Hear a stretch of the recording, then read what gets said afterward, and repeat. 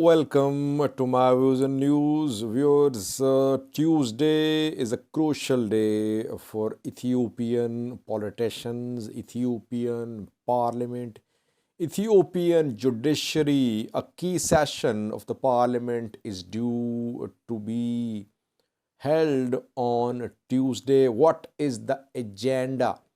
What will be discussed at the parliament? What will be the impact of tomorrow's decision of the parliament on Ethiopian politics? And Ethiopian judiciary. Ethiopian judiciary is largely under the thumb of the government, but we're seeing that top judges and judiciary judges are being replaced and new appointments are being made. Two new appointments are going to be approved at tomorrow's parliament session, but the session is more important for Ethiopian politicians. Whereas members of parliament, MPs of House of People's Representatives have immunity. They cannot be arrested without approval from the parliament. They cannot be prosecuted at a court without approval from the parliament. They have this immunity granted to them by Ethiopian constitution. But tomorrow, on Tuesday, a meeting of the parliament will be held. And immunity of one of the MPs will be revoked. It means that the MP will be arrested or criminal charges will be filed against the MP. The MP could be prosecuted at a court. So things will be clear. The parliament has not named the member so far. Who is this member whose immunity is going to be revoked at tomorrow's session? That will be clear tomorrow, but now we are seeing speculations. We can only speculate. People are saying that Christian Tredale could be the member whose immunity is going to be revoked tomorrow. Why? Because at a parliament session last week, PM Abiy presented his government's 6-month performance, and Christian Tredale asked a question.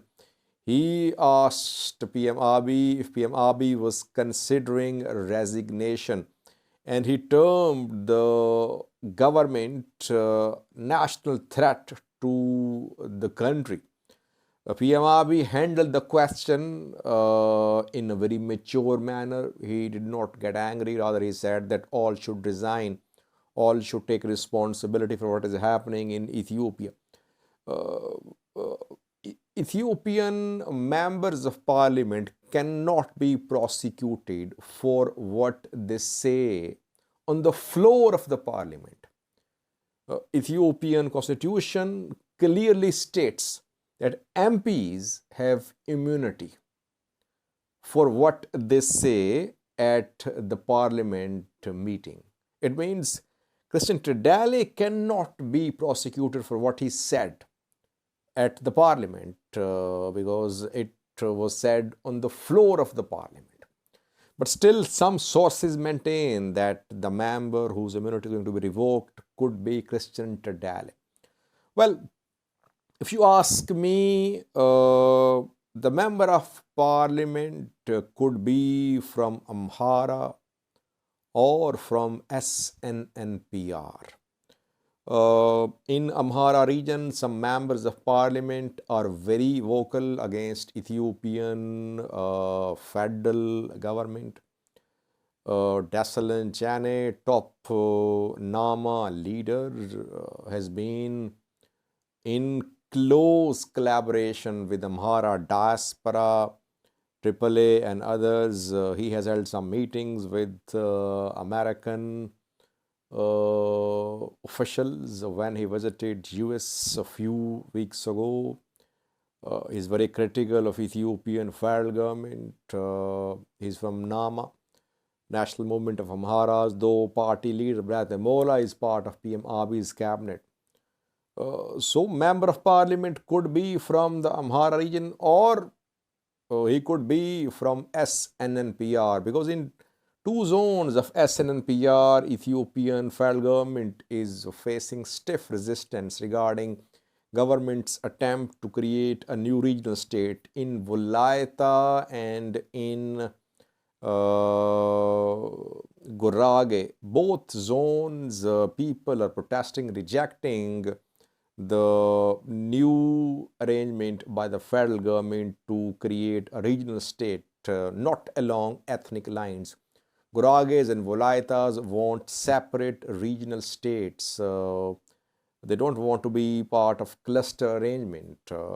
And some members of parliament have been accused of fueling conflicts in these two zones. Could this MP be from the Oromia region? It's difficult to say. Hangasa has been largely silent these days. Though a few days ago, Hangasa and Dandia said that in coming days they would speak out.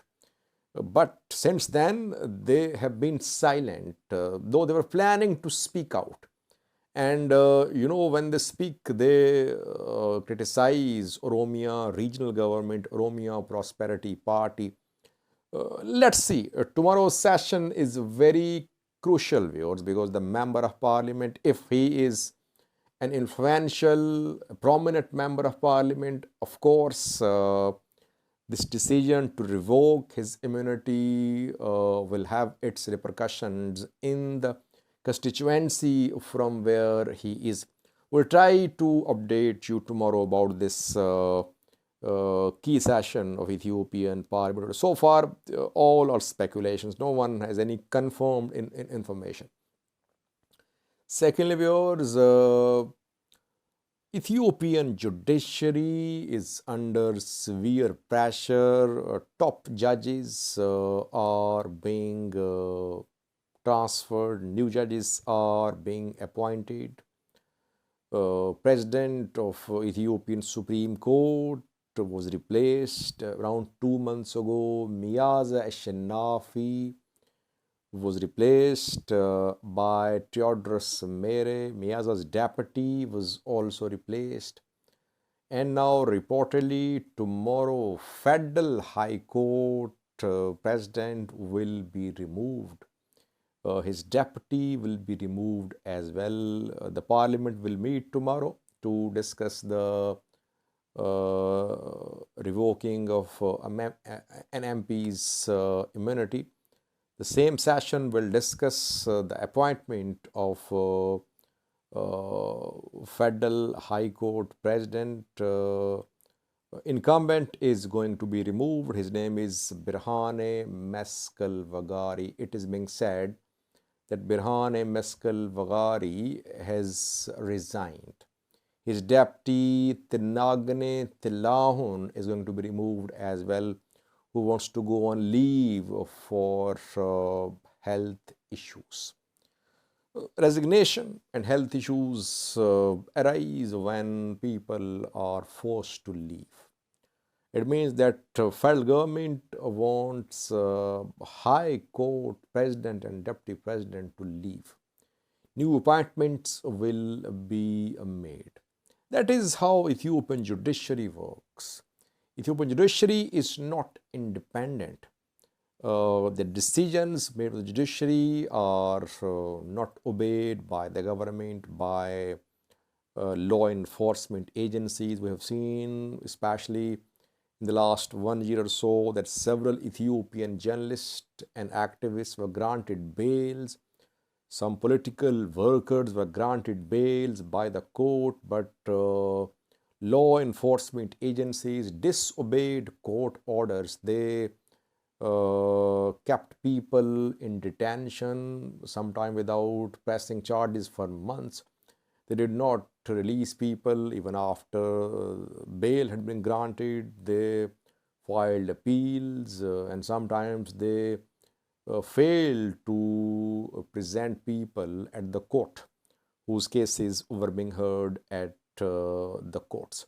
So in Ethiopia, law enforcement agencies are very powerful. They're not answerable in a way to Ethiopian courts. Ethiopian courts pass orders, but law enforcement agencies take orders directly from the government, from executive.